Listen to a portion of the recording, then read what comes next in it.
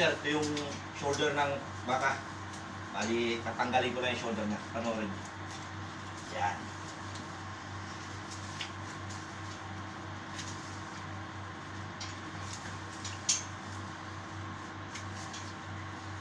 Matanggal ito, bali didibon ko sa shoulder. Tapos yung ribs, bali iano ko sa maabot siya.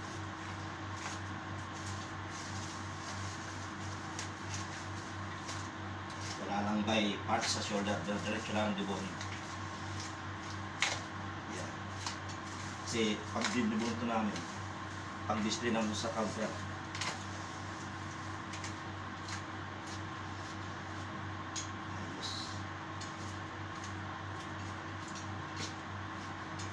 Malaman yung shoulder na kabit siya.